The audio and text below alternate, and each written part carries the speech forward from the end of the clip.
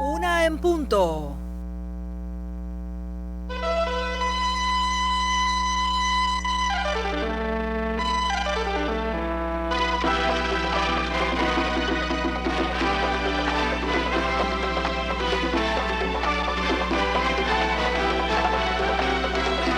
Noticiero Nacional de Radio. Buenas tardes. Analizó Buró Político temas relacionados con el 8º Congreso del Partido Comunista de Cuba y la tarea ordenamiento. Otros acontecimientos en Cuba y el resto del mundo también son titulares hoy miércoles 18 de noviembre de 2020, año 62 de la Revolución. Este es el sumario. Afirma Miguel Díaz-Canel que a Cuba le urge una cultura de innovación en el sistema empresarial. Pasa Santi Espíritus a primera fase recuperativa post-COVID-19. Se acelera recuperación económica en China. Prioriza el Estado cubano la conservación de las playas cubanas ante el cambio climático. Desarrolla empresa agroindustrial de granos de Guantánamo nueva estrategia para incrementar producción de alimentos.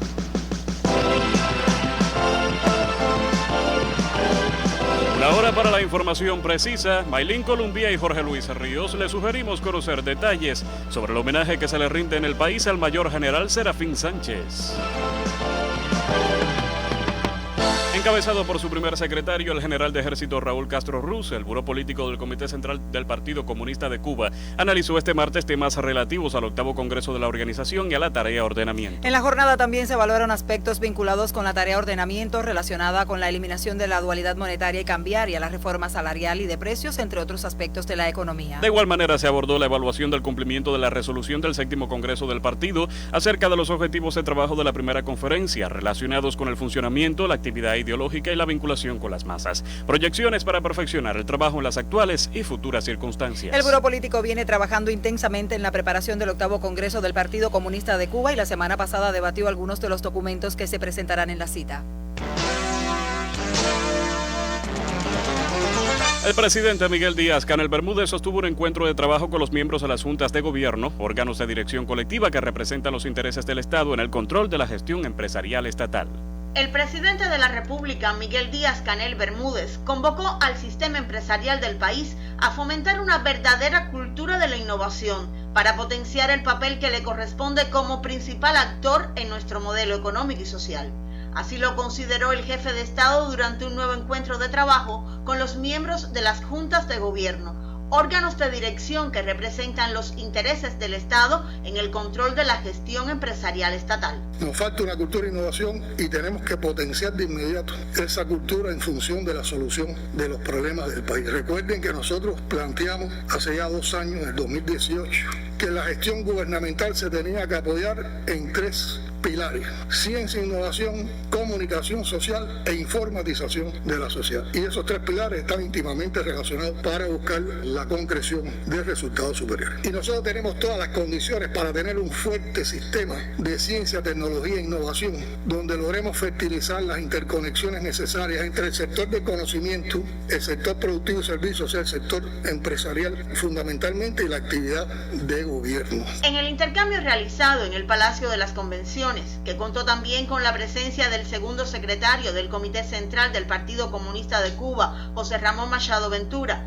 el vicepresidente de la República, Salvador Valdés Mesa, y el primer ministro Manuel Marrero Cruz, el presidente Díaz-Canel insistió en la importancia de seguir construyendo una cultura empresarial de manera, dijo, que podamos contar con empresas robustas que aporten al desarrollo del país. No hay cosa más retadora para la ciencia y para la innovación que la visión de la nación. Tener una nación socialista, soberana, próspera, sostenible, eso demanda innovación y demanda investigación científica en la solución de los problemas. Al instar a las juntas de gobierno a que aprovechen integralmente todas las medidas adoptadas para avanzar en el sistema empresarial, y luego de reflexionar acerca de los extraordinarios logros alcanzados por la ciencia cubana para enfrentar la pandemia de la COVID-19, Díaz-Canel subrayó que innovar no es solo buscar y aplicar conocimientos nuevos. Innovar es también aprender a combinar y utilizar conocimientos que ya existen y aplicarlos a nuevos o viejos problemas en diferentes formas.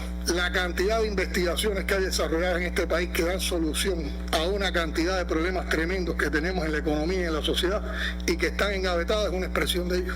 Sin hacer investigaciones nuevas, si aplicáramos un % importante de lo que ya está investigado y que tiene una determinación determinada comprobación a determinada escala, nosotros estuviéramos más adelante en la solución de un grupo de problemas que tenemos acumulados en nuestra sociedad.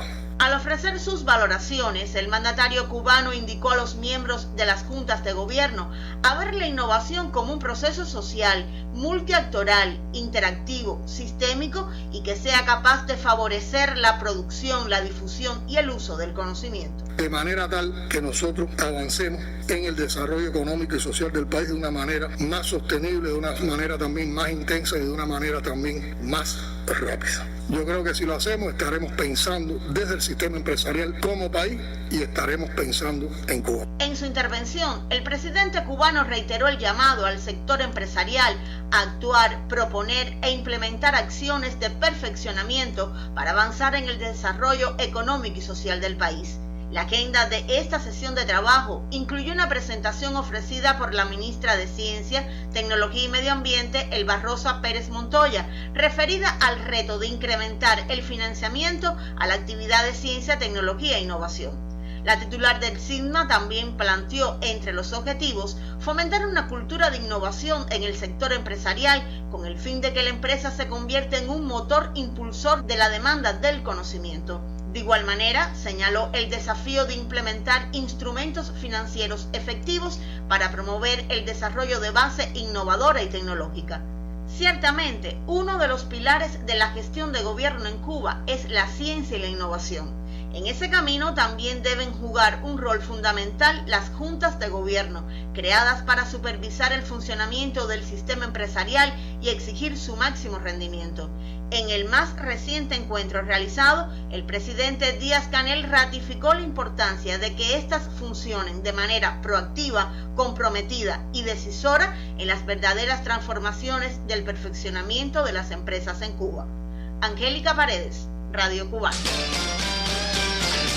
El ordenamiento del empleo es una prioridad en nuestro país. La muestra más elocuente de la complejidad del proceso de implementación radica en la dualidad monetaria y cambiaria, asunto en el que no se ha dejado de trabajar a lo largo de estos años y cuya solución no quedará para las calendas griegas, ya que aunque no representa la solución mágica a las distorsiones estructurales de la economía, significará un impulso fundamental para avanzar en el resto de las tareas de la actualización de nuestro modelo económico. Avanzar en Cuba sin terapias de choque ha sido uno de los principios intrínsecos de nuestro proyecto social, a regir igualmente el proceso de ordenamiento económico hacia el que indispensablemente transitará el país. En materia de empleo, ordenar no significa desemplear, sino abogar por una eficiente gestión de los recursos humanos desde su formación, su incorporación a los colectivos laborales y el satisfactorio desempeño de su ejecución en total correspondencia con las necesidades que demande la isla. Una vez inicie el ordenamiento y se transformen los ingresos de la población, se instrumente la unificación monetaria y cambiaria y la eliminación de los subsidios y gratuidades indebidas, salir en busca de un empleo será prioridad de muchos que ni se asoman de reojo al mercado laboral oficial, con déficit de fuerza de trabajo en sectores como el azucarero, el energético e industrial. El proceso nos exigirá también la capacidad de reorientar y redimensionar el recurso humano sin perjudicarlo como se ha propuesto, aprovechando coherentemente la fuerza de trabajo calificada con la que cuenta el país.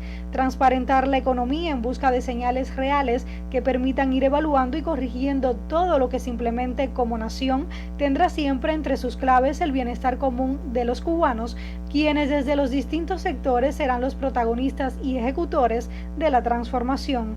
Avanzar para desarrollar en un escenario donde la suerte de todos importe a todos, pues el peor riesgo estaría en no cambiar y en perder la confianza y el apoyo popular, como afirmó el pasado julio el presidente Díaz-Canel durante la reunión del Consejo de Ministros.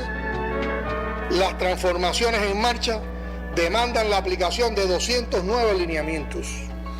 En todas hay oportunidades y riesgos que debemos identificar con la voluntad de corregir de inmediato todas las posibles distorsiones. El peor riesgo estaría en no cambiar en no transformar y en perder la confianza y el apoyo popular. Lograremos apoyo popular porque vamos a lograr bienestar y mejorías. Para el sistema informativo de la radio cubana, Dainelis Rodríguez. El secretario de la Asamblea Nacional del Poder Popular, Homero Acosta Álvarez, sostuvo un intercambio con Patrice Paoli, embajador de Francia en La Habana, donde abordaron temas de interés para los estados respectivos. En el encuentro calificado por Acosta de positivo, se analizaron aspectos comunes para los dos gobiernos, en particular para las asambleas legislativas de ambos países, según publica el propio diputado cubano en su perfil oficial en Twitter. Acosta Álvarez expresó el interés de fortalecer las relaciones de trabajo entre ambos parlamentos para intercambiar sobre temas como el enfrentamiento al cambio climático, las experiencias en materia de salud, agricultura, la biotecnología, investigación científica y el desarrollo sostenible. Mientras Patrice Paoli, quien asumió su cargo en el año 2018 y posee una larga y fructífera carrera al servicio de la diplomacia francesa, reconoció el esfuerzo de Cuba en el enfrentamiento a la COVID-19, a la ayuda solidaria a otras naciones del mundo que combaten este flagelo. La Universidad de Oriente de Santiago de Cuba será protagonista en el próximo tributo a Fidel. El homenaje de recordación y respeto de los santiagueros para el comandante en jefe de la Revolución Cubana, Fidel Castro Ruz, por el 4º aniversario de su desaparición física, tendrá la Universidad de Oriente como uno de sus principales escenarios. Desde la Cátedra Honorífica para el Estudio del Pensamiento y la Obra de Fidel Castro se organiza una jornada que lidera su presidente, el doctor en Ciencias Históricas, Fran Josué Solar Cabrales. Esta jornada iniciará el día 20 de noviembre con una ruta histórica por la ciudad de Santiago de Cuba, con varios jóvenes destacados en la batalla contra la pandemia, jóvenes por la vida. Con estos jóvenes vamos a hacer un recorrido por varios lugares de la ciudad de Santiago de Cuba relacionados con la vida de nuestro comandante en jefe, como la casita del Tibolí, el ayuntamiento, el cuartel Moncada. Terminaremos en el cementerio de Santa Ifigenia, donde rendiremos homenaje y le llevaremos flores al comandante en jefe. Estaremos desarrollando un panel en la Universidad de Oriente con destacados científicos que tuvieron relación con Fidel, donde estaremos abordando justamente el pensamiento de Fidel acerca de la ciencia puesta al servicio de la humanidad. Doctor, ¿alguno de esos científicos, por favor? El doctor Fidel Antonio Castro Esmirno, el doctor Enrique Marañón. Estarán también representaciones del Centro de Biofísica Médica, que fue fundado por el comandante en jefe, y pensamos tener también presencia virtual de científicos de otros centros del país relacionados con todo el pensamiento de Fidel acerca de la ciencia. El 25 tendremos el acto central de la universidad y de la cátedra en homenaje a Fidel en el monumento a los mártires universitarios el día 25 a las 6:30, y a continuación haremos la tradicional vigilia que toda la comunidad universitaria le ofrecen homenaje a Fidel en la noche del 25 de noviembre. Estudiantes, profesores y el claustro de la 70ª Universidad de Oriente participarán en la jornada para honrar al líder histórico de la Revolución Cubana, Fidel Castro Ruz, con acciones que incluyen, junto al evento académico, trabajos productivos y presentaciones de libros relacionados con el legado de Fidel. Tributo de recordación desde Santiago de Cuba para el querido Fidel en el aniversario 4º de su partida a la inmortalidad este 25 de noviembre. Yo soy Sergio Martínez Martínez junto a Jorge Mora en la Radio Cubana. Están en sintonía con el Noticiero Nacional de Radio. Transmitimos por AM, FM, onda corta en tiempo real en Internet y en vivo por nuestra página en Facebook. Las frecuencias cubanas al servicio de la información, al servicio de la verdad. 1:13. El anticipo de otro tema que también será noticia. La evaluación de las afectaciones en el sector agrícola ocasionadas por la tormenta tropical ETA en Santi Spíritus. La ampliación en los minutos que siguen.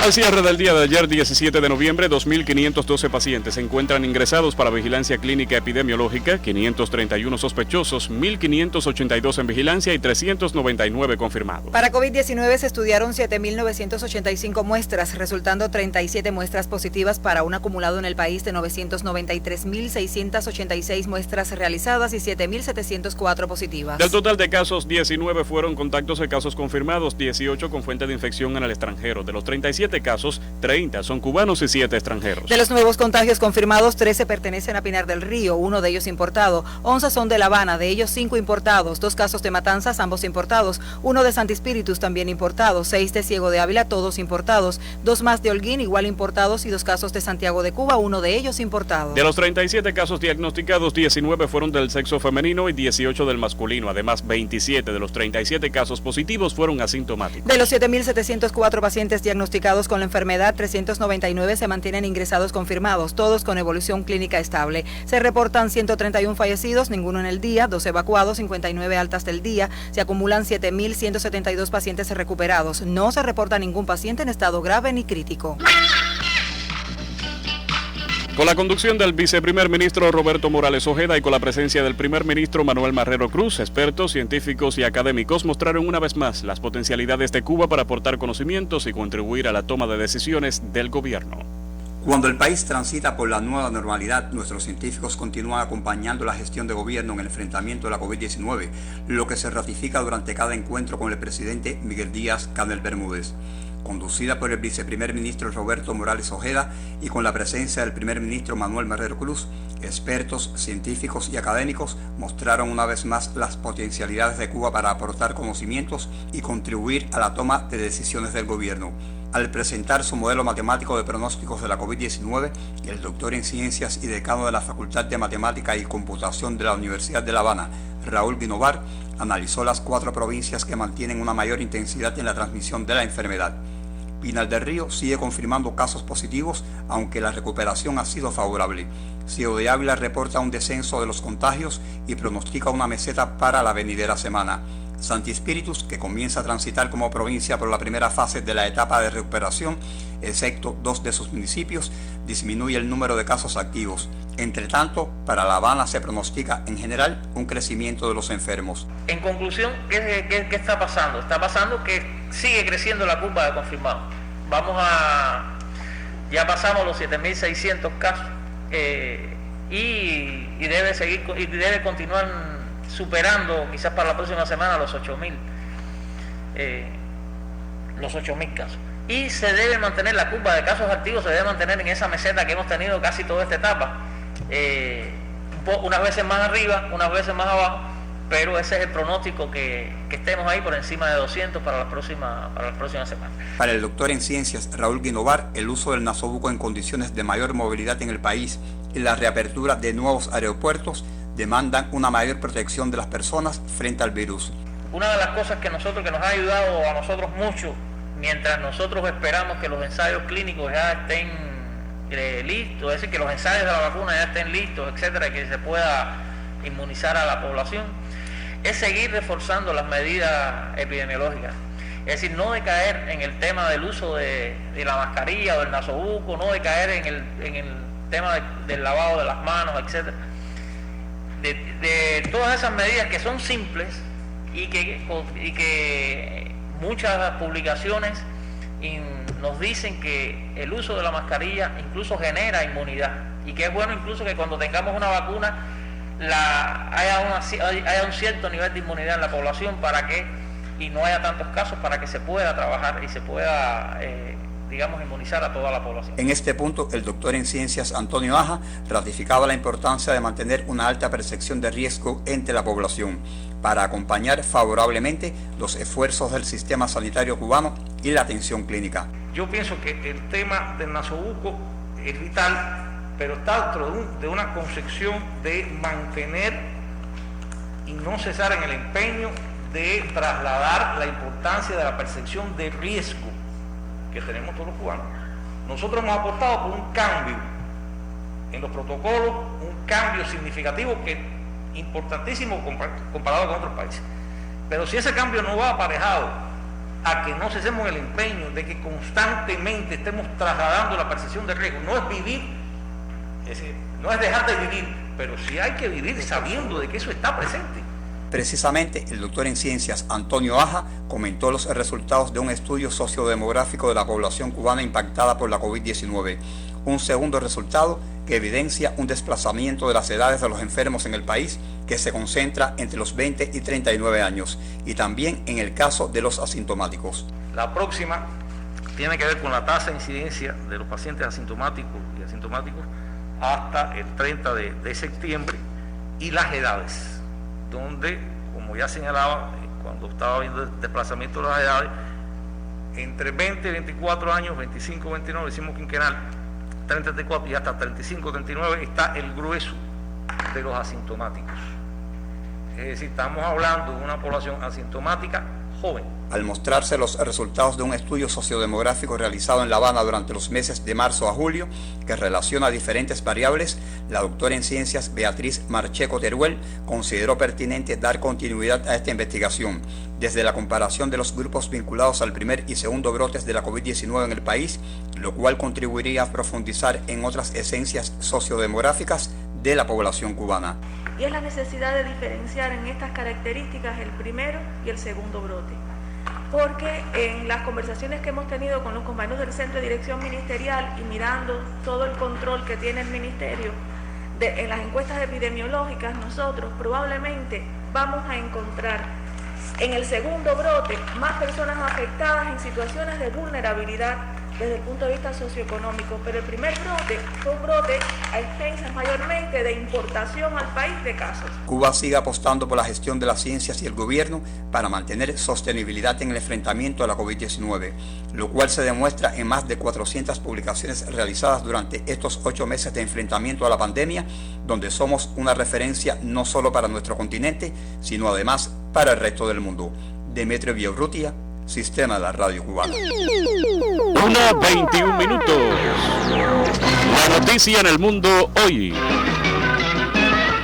La recuperación de la economía de China se acelera a medida que el país continúa volviendo a la normalidad tras el embate de la epidemia de la COVID-19. Los últimos datos de la Oficina Nacional de Estadísticas del gigante asiático correspondientes a octubre confirmaron el crecimiento de la producción industrial en un 6,9%, al igual que en septiembre. Al mismo tiempo, el índice de producción de bienes industriales clave aumentó del 5,8% al 8,7%, mientras que las inversiones de capital se incrementaron un 9,3% frente al 7,6% de septiembre. La situación del consumo también ha mejorado, con una subida de las ventas minoristas del 3,3% al 4,3%, cifras en línea con el ritmo anterior a la pandemia. Asimismo, se registró un crecimiento récord en 18 meses en el sector de servicios, al pasar del 5,4% al 7,4%. Entre tanto, la tasa de desempleo bajó del 5,4% al 5,3%, tasa solo superior en un 0,1% a la de finales del 2019. En cuanto al Producto Interno Bruto, China tuvo una caída del 6,8% en el primer trimestre, creció hasta el 3,2% en el segundo y aumentó en un 4,9% entre junio, julio y agosto. Los analistas coinciden en que el auge de la producción industrial, las ventas al por menor y la mejora de la confianza de los consumidores y el empleo en octubre se sostendrá en los próximos meses. De esa manera, es posible que China sea la única gran economía que experimente crecimiento este año, de acuerdo con las estimaciones del Fondo Monetario Internacional, FMI. La institución multilateral prevé un aumento del 1,9% del Producto Interno Bruto del gigante asiático en el 2020 y pronostica que el crecimiento de China llegue al 8,2% en el 2021. En cambio, el FMI espera que las economías desarrolladas caigan un 5,8%, mientras que las de los países emergentes lo hagan en un 5,7%. La economía global todavía intenta salir de su peor recesión desde la Gran Depresión, pero la situación vuelve a complicarse con la segunda ola de contagios por coronavirus en Estados Unidos y Europa, donde muchos países incluso han vuelto a implementar medidas de confinamiento. China fue el primer país en enfrentar la pandemia de COVID-19 y también el primero en contener la propagación del virus a nivel nacional, mientras que el número de infecciones sigue actualmente aumentando en todo el mundo. Según los expertos, la rápida recuperación de la segunda economía del mundo es el fruto de las estrictas políticas decretadas en relación con el control de los ciudadanos y las medidas de cierre total decretadas para enfrentar a la epidemia de la COVID-19. Además, el gobierno chino introdujo una serie de paquetes de estímulo, proporcionando fondos para ayudar a los consumidores y a las empresas frente a las pérdidas económicas, lo que repercutió en un impulso del crecimiento.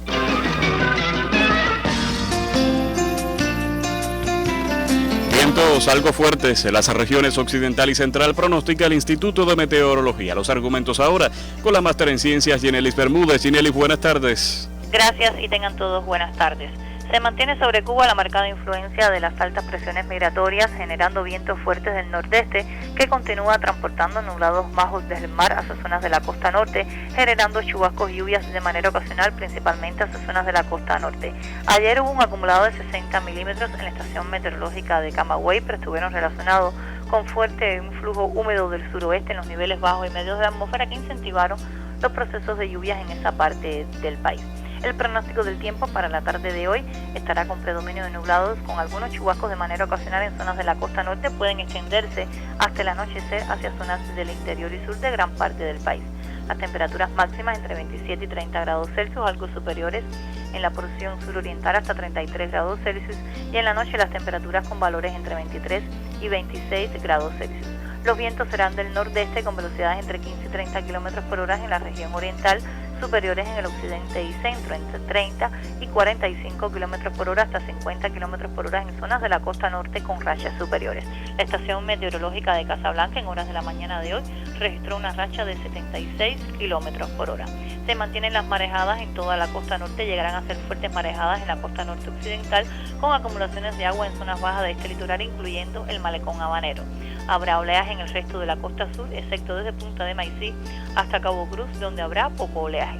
En resumen, para hoy, fuertes vientos del nordeste en gran parte del país. Ginelis Bermúdez, Noticiero Nacional de Radio.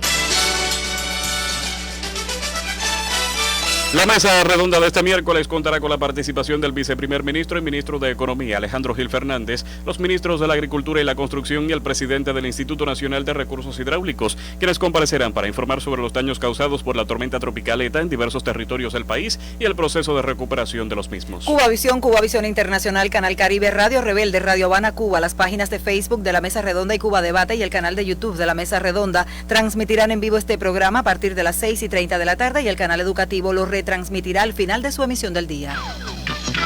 A pocos días de las intensas lluvias asociadas a ETA que causó grandes afectaciones al sector agrícola, hoy el trabajo de los agropecuarios y campesinos espirituanos comienza a revertir la situación.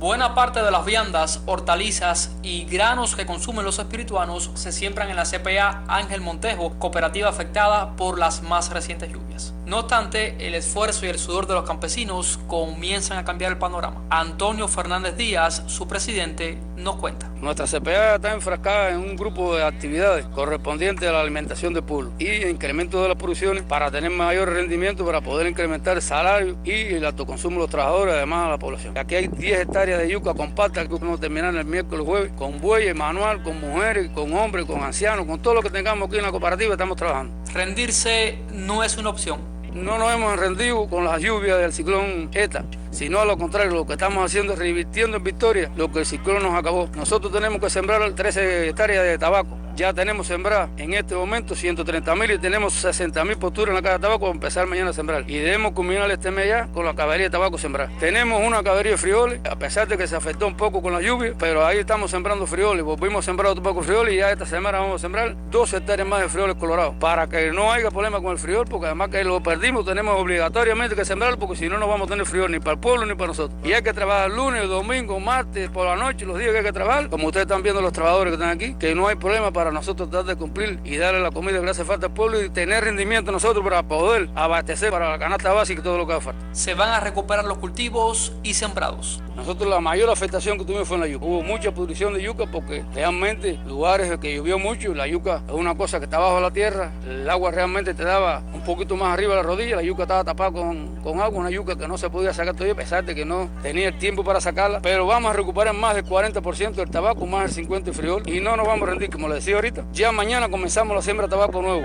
y debemos en esta semana culminar en el día 25 al 30 de este mes con la caballería de tabaco sembrada y con la 13.42 de frijol que tenemos que sembrar también.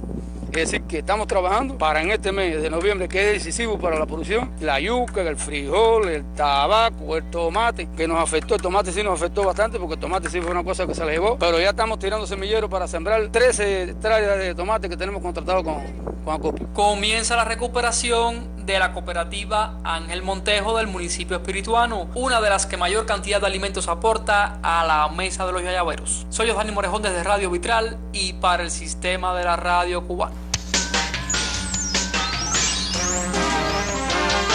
La tarea Vida, plan del Estado para prevenir y enfrentar las vulnerabilidades de Cuba ante el cambio climático a corto, mediano, largo y muy largo plazo, desarrolla actividades para enfrentar la repercusión de ese fenómeno en las playas arenosas de nuestro archipiélago. Dicha estrategia prioriza la preservación de la vida de las personas, la seguridad física y alimentaria y el desarrollo del turismo, en ese orden, y reconoce como principal peligro la sobreelevación del nivel del mar. Las proyecciones futuras al nivel medio del mar ratifican el ascenso que implicaría la disminución lenta de la superficie emergida del país y la salinización paulatina de los acuíferos subterráneos, subterráneos por el avance de la llamada cuña salina. En este archipiélago existen 430 playas arenosas y el 82% de ellas presenta signos de erosión, donde de las 257 evaluadas, en 187 el deterioro es moderado y en 23 resulta intenso, con un retroceso promedio anual de 1,2 metros. Otros datos detectados por los científicos revelan afectaciones en cuanto a la presencia de manglares, principalmente en el sur de Artemisa y Mayabeque y en Holguín desde Jibara hasta la bahía de Moa. Asimismo, se manifiesta la acidificación de los mares adyacentes, donde en las últimas 5 décadas el potencial de hidrógeno ha disminuido ligeramente al oeste de La Habana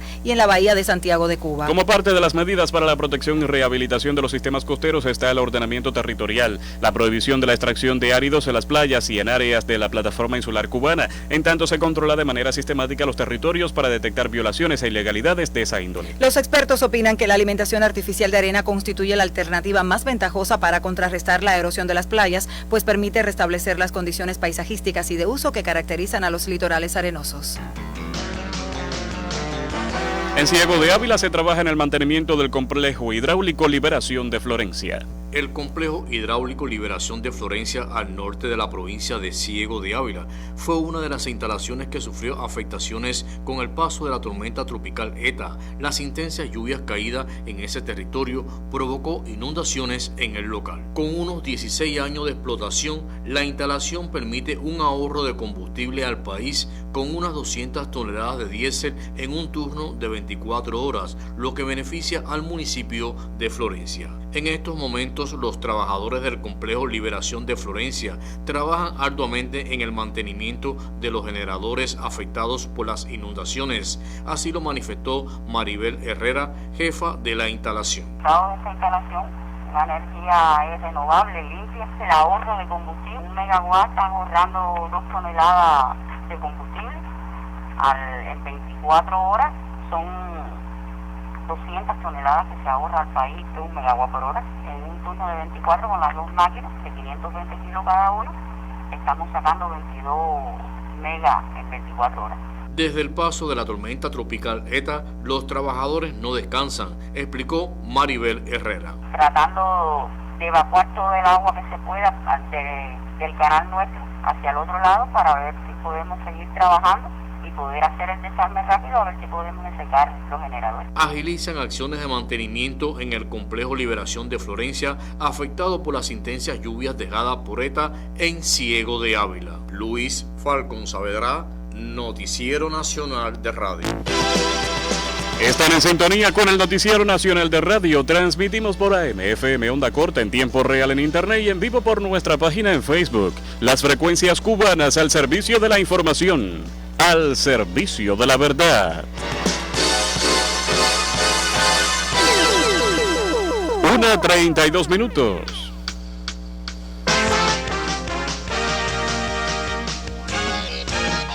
Uno de los promotores de la campaña Oxígeno para Cuba, Wim License, manifestó hoy que la iniciativa permitió a ciudadanos belgas conocer detalles del impacto del bloqueo estadounidense a nuestro país. En entrevista con Prensa Latina, el representante de la coordinadora belga contra el bloqueo a Cuba mostró satisfacción por el alcance y las reacciones despertadas durante la campaña, que termina este miércoles después de 7 meses de actividad. License comentó que en estos meses dieron voz a los cubanos quienes sufren las consecuencias de la política de Washington, lo que les permitió mostrar cómo es la vida bajo el bloqueo en un escenario agravado por la COVID-19. De acuerdo con el activista belga, esos testimonios permitieron el acercamiento en Bélgica a la realidad en Cuba, marcada por muchas limitaciones, pero a la vez por la resistencia y el optimismo de un pueblo frente a la agresión de Estados Unidos. Agregó que llama la atención los mensajes de admiración y solidaridad con Cuba, así como el repudio al bloqueo y al recrudecimiento por la administración de Donald Trump de una medida que ya era bastante cruel. La campaña posibilitó además una aproximación a la labor de las brigadas médicas del contingente Henry Reef en decenas de países afectados por la COVID-19, pese a las limitaciones impuestas por el cerco económico, comercial y financiero vigente desde hace 60 años.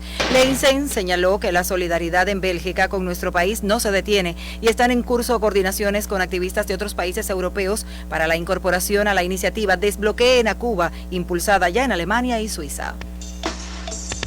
En Cuba rememoramos hoy el aniversario 124 de la caída en combate del mayor general Serafín Sánchez. El compromiso de seguir la marcha como orientó el mayor general Serafín Sánchez Valdivia fue ratificado por los espirituanos en el Paso de las Damas, donde cayera el insigne Mambí hace 124 años. A la patriótica conmemoración asistieron miembros del Consejo de Defensa Provincial, encabezados por su presidenta David Pérez Martín y acompañados por una representación del pueblo de Tahuasco. Sin descuidar las medidas sanitarias, el acto devino ocasión propicia para entregar carnés del partido, la UJC y de la Asociación de Combatientes de la Revolución Cubana a un grupo de habitantes de ese municipio. A través de 4 integrantes de la brigada Henry Riff, se reconoció además al Ejército de Valientes de la Salud que libra la batalla contra la COVID-19 en Cuba y en los más recónditos lugares del mundo. El Museo Casa Natal y otros espacios se sumaron al homenaje al amigo de José Martí, entrañable relación que destaca el presidente de la Unión de Historiadores en la provincia, el doctor en ciencia Ramón Reigosa Lorenzo. De él tuvo Martí palabras elogiosas. Lo llamó el buen Serafín. Le exigió que le escribiera al menos una vez en la semana, porque según Martí, su letra cura. Y dijo que tenía de mármol hasta la estatura. Mucho le deben los espirituanos a Serafín, afirma el también profesor universitario. Por lo tanto, este hombre que es nuestro patriota insigne, al cual todos los días debemos dedicarle horas de estudio para conocer mucho más sobre su obra, sobre su extraordinaria figura y sobre el aporte que él y su familia hicieron a la libertad de la patria, siempre estaremos en deuda con Serafín Sánchez Valdivia. Héroe de las 3 guerras de independencia, Serafín acumuló innumerables méritos en el Ejército Libertador, donde se convirtió en el tercer hombre de mayor rango militar durante la contienda del 95. Homenaje a Serafín Sánchez Valdivia en ocasión del aniversario 124 de su caída en combate. Desde la tierra de Yayabo, Juan Carlos Castellón, por el Sistema de la Radio Cubana. Deportivas, Guillermo Rodríguez, Hidalgo Gato, actualízanos desde el Estadio Latinoamericano. Buenas tardes, Guillermo.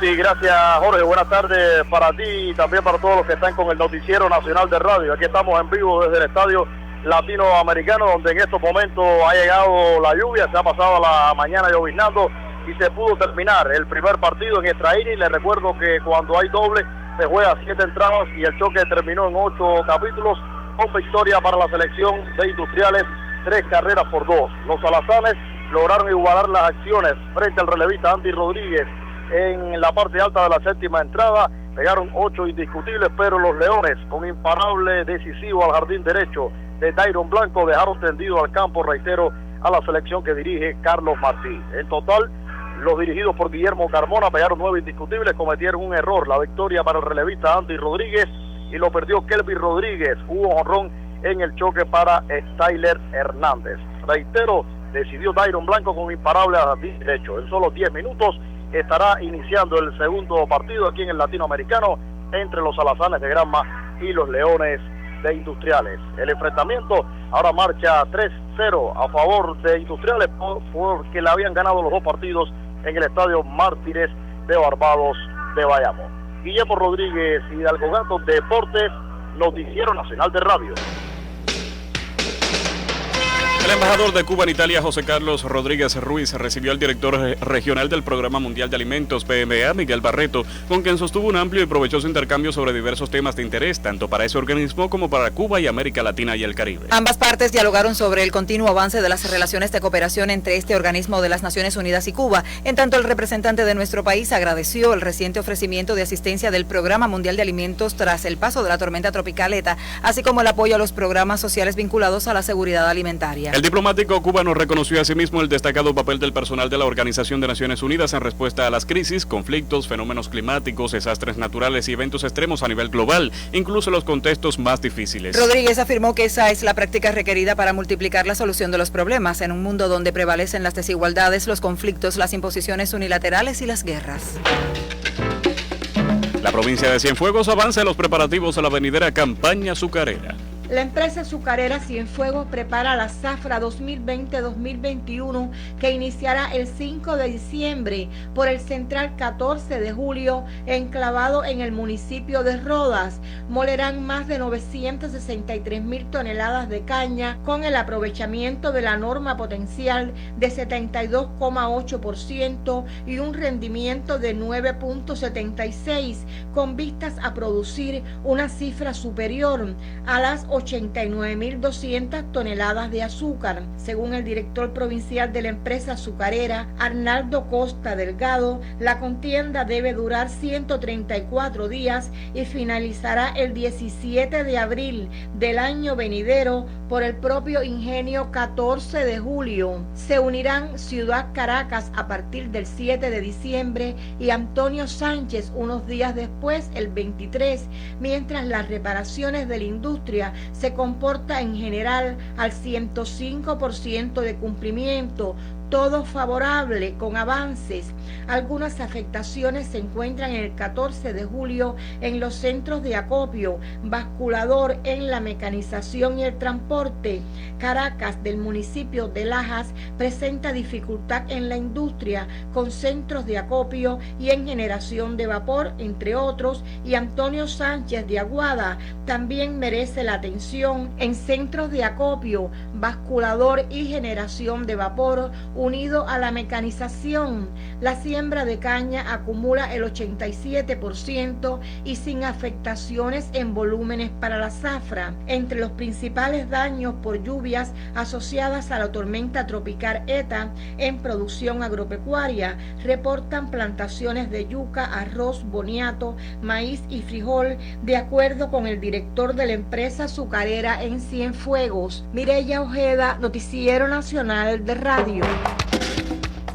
La empresa agroindustrial de granos de Guantánamo trabaja en un programa integral de desarrollo para incrementar la producción de alimentos. Con el firme propósito de contribuir al incremento de la producción de alimentos agropecuarios en la provincia de Guantánamo y del país, la empresa agroindustrial de granos en esta parte más oriental de Cuba, además de invertir millones de pesos en la modernización de los sistemas de riego en la UEB Niceto Pérez García, trabaja en un programa integral de desarrollo. Así lo explicó el director general de la empresa agroindustrial de granos en Guantánamo, Abelio Machuca Vega. Un programa de desarrollo integral de la empresa y específicamente de Niceto Pérez en la UEB que se está haciendo la inversión, que concibe la estabilización del programa de plátano, del programa de yuca y un programa de producción de grano que dé respuesta a la necesidad de frijol, disminuyendo el déficit que hay. Y en el caso del maíz, que tiene un programa fuerte de maíz en la empresa de 1.800 toneladas y específicamente aquí en Niceto Pérez de 250 toneladas. Esa entidad, que junto a otros polos productivos es aportadora de alimentos para la ciudad de Guantánamo, la sexta más poblada de Cuba,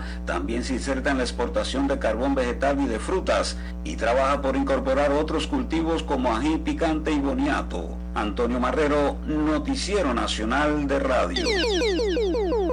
1:42.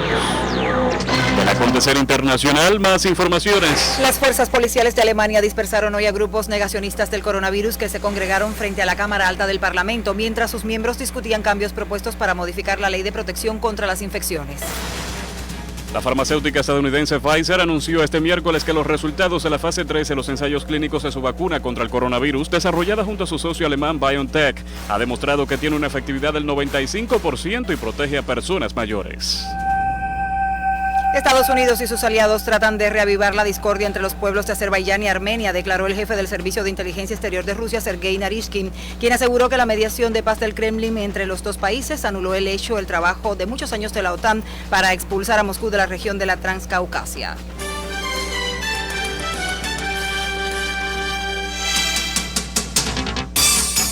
La gastronomía en Granma trabaja para perfeccionar sus servicios. El Grupo Empresarial de Comercio y Gastronomía de la provincia de Granma se empeña en emprender acciones dirigidas a avanzar en el proceso de perfeccionamiento de la gestión de sus servicios y el logro de la eficiencia económica, tal y como se traza en la política económica y social del país.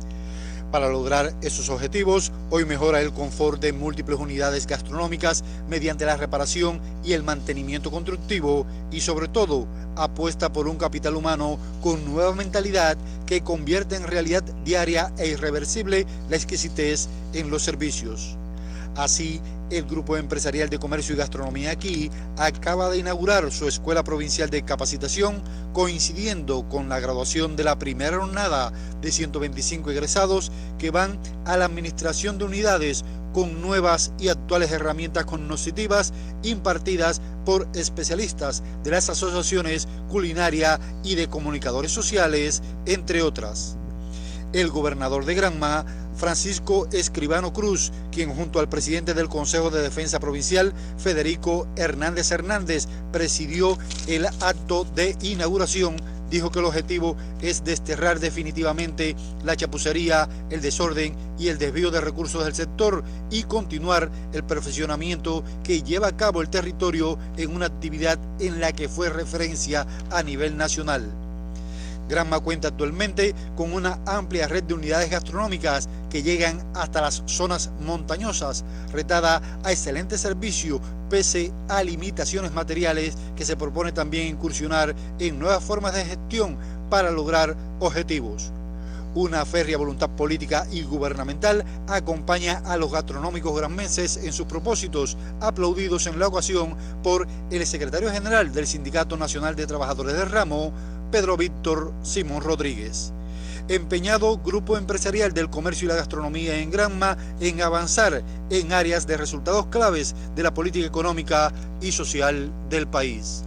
Alminer Cabrera Ríos en el Noticiero Nacional de Radio. Cada vez que afrontamos nuevos retos es mayor la responsabilidad. No hay imposibles y en ese camino desandado durante largos años, nuestro país tiene suficiente experiencia de cómo salir airoso por muy complejos que sean los tiempos. Es cuestión de alar parejo y sabernos parte de la solución del problema o de ser proactivos para contribuir desde diferentes frentes, avanzar y convertir cada desafío en oportunidad. Es una prédica, también una enseñanza. La mayor parte de nuestro territorio transita por una nueva normalidad que, si bien su calificativo lo deja claro, nueva, no puede ser como antes de la llegada del SARS-CoV-2 y por eso existen barreras de protección que no podemos evadirlas para entonces hacer realidad la convivencia en condiciones diferentes, distintas por el escenario natural que nos rodea, pero igual con los propósitos que perseguimos en el orden económico y social, comenta el periodista Demetrio Villarrutia. Luego de varios meses de duro enfrentamiento a la COVID-19, son pocas las naciones que se han propuesto reinventarse sin perder su esencia para cualitativamente proponerse metas superiores en su desarrollo integral, cambiar todo lo que deba ser cambiado y fortalecerse. Y ese es el caso de Cuba, que impulsa su estrategia de desarrollo económico y social, teniendo como claves la ciencia y la tecnología, la informatización y la comunicación como herramientas del gobierno y el desarrollo territorial como epicentro para materializar esa estrategia. Llegamos a la nueva normalidad y el país ha abierto sus fronteras. Lo hizo gradualmente, evaluando cada escenario y sobre todo incorporando procedimientos y códigos para la protección de la vida humana y en el propósito de mantener la sostenibilidad en el control de la pandemia. Existe una mayor movilidad ahora, tras un largo periodo de natural restricción de movimiento en picos de la enfermedad, que nos permitió control eficiente de cada nuevo brote y formas de actuar insertados en los protocolos nacionales y donde tiene participación no solo el sistema de atención primaria de salud y el aporte de nuestros científicos, sino como elemento primordial, nuestra población. Entonces, se abrieron igualmente de forma paulatina nuestros aeropuertos, en la medida que cada indicador territorial cumplía los requisitos, lo que llevó asimismo una preparación previa y la creación de todas las condiciones necesarias para consolidar normas de bioseguridad a pasajeros y personal de las terminales aeroportuarias.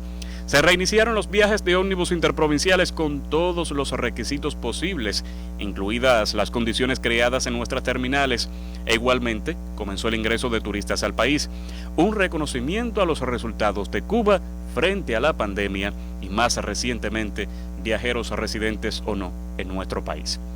Progresivamente, Cuba ha vuelto a su nueva normalidad y nadie puede negar que es un triunfo, que se convierte en desafío cuando sabemos que el virus aún circula, pero es posible convivir con el mínimo de riesgo posible. Es entonces cuando esa percepción de riesgo no debe abandonarnos en el camino, ni el momento para darle espacio al exceso de confianza en nuestro actuar cotidiano. Todo lo contrario. Es momento de acentuar las medidas que son parte de nosotros mismos. El uso del nasobuco, el lavado de las manos constantemente, practicar el distanciamiento social y evitar desde nuestras familias que aquellos seres queridos que se reencuentren en la patria rompan la disciplina establecida cuando deben esperar el tiempo previsto para saber el resultado de un PCR que no solo lo va a proteger, sino también a sus familiares, amigos, a todos. Convivir con la COVID-19 significa ser responsable en todo momento, no desafiar las casualidades, porque el virus no tiene rostro. Y si ahora tenemos control sobre la intensidad de su transmisión, sabemos que la vida demuestra con ejemplos negativos que cuando dejamos de hacerlo, la enfermedad nos pasa la cuenta. La responsabilidad individual, familiar, colectiva e institucional no es algo abstracto, es una práctica cotidiana. Eso nos garantiza la sonrisa, que equivale a decir la vida. Están en sintonía con el Noticiero Nacional de Radio. Transmitimos por AM, FM, onda corta, en tiempo real en Internet y en vivo por nuestra página en Facebook. Las frecuencias cubanas al servicio de la información, al servicio de la verdad. 1:50 minutos. Lo que reservamos para antes del cierre. El cumplimiento en Villa Clara de su plan de consumo eléctrico. La información, sí, antes del cierre. La filial de la Academia de Ciencias realizó el primer balance para las provincias de Camagüey y Ciego de Ávila. El balance de trabajo de la filial de la Academia de Ciencias de Cuba para las provincias de Camagüey y de Ciego de Ávila reconoce los avances en la etapa de febrero a noviembre, marcada por el enfrentamiento a la COVID-19. En tal sentido, sobresale la obtención de modelos matemáticos para el uso óptimo de las capacidades en los centros de aislamientos, el enfrentamiento eficaz a la enfermedad según pronósticos para un año y la realización de aplicaciones informáticas para la identificación temprana de contactos. En esta primera etapa, camagüeyanos y avileños trabajaron en el cumplimiento de los objetivos para contribuir al incremento de la cultura científica innovadora y de la gestión del conocimiento, la promoción del vínculo academia-empresa-sociedad para la generalización de los resultados científicos, la facilitación de la comunicación de la ciencia y el fortalecimiento del trabajo con el SIGMA. En tal sentido, los delegados del Ministerio de Ciencia, Tecnología y Medio Ambiente de la provincia de Ciego de Ávila, Rafael Pérez, y de Camagüey, Liocha Arias, se pronunciaron por fortalecer los vínculos de trabajo con la filial de la Academia de Ciencias de Cuba, valorada como experiencia positiva. Es una forma de acercar la academia y los académicos a los sectores productivos de cada uno de los territorios, y en ese sentido, bueno, se ha venido trabajando. Yo creo que la coordinación desde Camagüey de la filial ha permitido fortalecer las relaciones de trabajo entre las universidades, entre los centros científicos y el sector productivo, y eso se ha venido reflejando a partir de la incorporación de los científicos como expertos en el apoyo a los gobiernos provinciales, locales. La filial de la Academia de Ciencias de Cuba en Camagüey y Ciego de Ávila es una fortaleza para nuestros territorios, una fortaleza que nosotros desde la función rectora de la ciencia tenemos que aprovechar muy bien, y en ese sentido nuestras autoridades de gobierno y de partido también están caminando para cumplir con ese objetivo. En el balance de la filial de la Academia de Ciencias de Cuba, de las provincias de Camagüey y de Ciego de Ávila, fueron reconocidos investigadores, especialistas, profesores y los estudiantes alcanzaron premios nacionales e internacionales. Miosotti Fabelo Pinares, Noticiero Nacional de Radio. En Santiago de Cuba se desarrolla el evento internacional Conferencia de Química 2020. Académicos de 6 naciones y de todas las universidades cubanas participan de manera virtual en la 23ª edición del evento internacional Conferencia de Química 2020. Organizada por la Facultad de Ciencias Naturales y Exactas de la Universidad de Oriente, con el coauspicio de la Sociedad Cubana de Química y del Consejo Interuniversitario Flamenco, el evento se desarrolla atemperado a los desafíos que imponen las nuevas circunstancias, explica la doctora Arelis Arévalos Rodríguez, vicerrectora de Relaciones Institucionales del Alma Mater Oriental. Tenemos que decir que desarrollarlo en el contexto epidemiológico actual de nuestro país ha sido todo un reto, porque por primera vez, lógicamente, se desarrolla vía online y sesionando en las diferentes comisiones. Estamos trabajando en el Salón 65 aniversario y en el Salón Soto del Rey uno en la sede Maceo y el otro en la sede Mella. La conferencia de química se transmite en vivo por el canal de YouTube de la Universidad de Oriente y estará sesionando hasta el día 20 del presente mes. A decir de la doctora Arelis Arévalos, el espacio es propicio para valorar la impronta de esa ciencia en el desarrollo del país por sus importantes aportes investigativos a sectores estratégicos como la producción de alimentos. La Comisión de Ingeniería Química, hay algunos trabajos relacionados con la producción de alimentos. En el caso de la Comisión de Biotecnología, específicamente el tema relacionado con la obtención de setas comestibles y nutricéuticos a partir de este tipo de alimentos. En el caso de la Comisión de Medio Ambiente, también tenemos trabajos que abordan no solo resultados relacionados con la protección, cuidado del medio ambiente o reutilización de residuos, sino también la Comisión de Analítica, en la cual hay trabajos que se vinculan con la producción de alimentos, pero desde la química. Además de las mencionadas, otras temáticas se debaten vía online en el contexto del evento internacional. La química física, computacional, orgánica, medicinal y sostenible también tienen su aparte en esta particular edición de la Conferencia de Química, el evento de esa disciplina con más historia en el país. Se desarrolla en Santiago de Cuba, 23º evento internacional virtual, Conferencia de Química 2020. Jorge Mora Pérez y Larixa Moya Rodríguez para el Sistema de la Radio Cubana.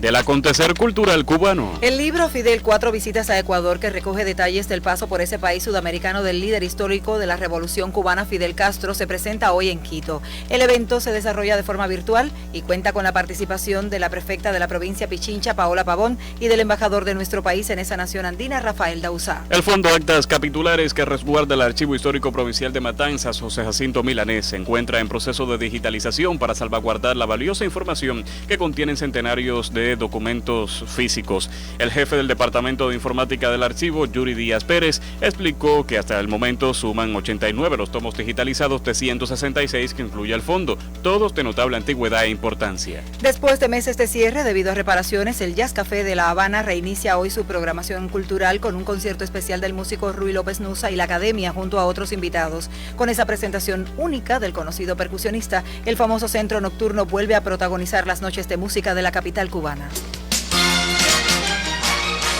La provincia de Villa Clara cumple en este mes su plan de consumo eléctrico.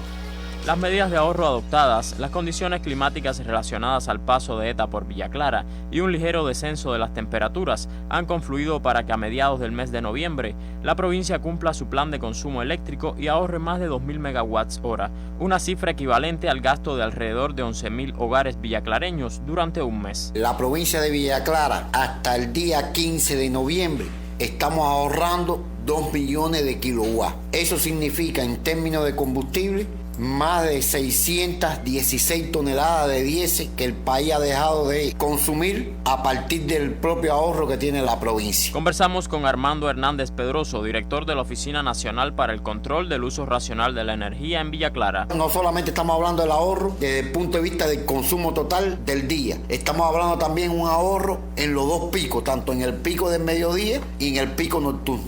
O sea, menos 1 megawatt en el pico del mediodía y menos 4 megawatts en el pico nocturno hasta el día 15 de noviembre. El ahorro, independientemente que la población, que las entidades estatales en Villa Clara han tomado medidas, tiene un importante impacto el clima, la temperatura y la semana pasada, a partir de la situación meteorológica que tuvo el país, que tuvo Villa Clara con la situación de ETA, de que eso también tuvo un gran impacto en el ahorro que hoy tiene Villa Clara, además del cumplimiento del plan del estatal en Villa Clara. Con la adopción del horario normal en todo el país, el oscurecimiento del día ocurre más temprano, por lo que el empleo de la iluminación artificial se adelanta y también el horario pico de consumo nocturno. Al cambiar la hora, el horario pico es de 5 a 9 de la noche, donde nosotros tenemos que extremar las medidas. Específicamente en Villa Clara está siendo el mayor pico,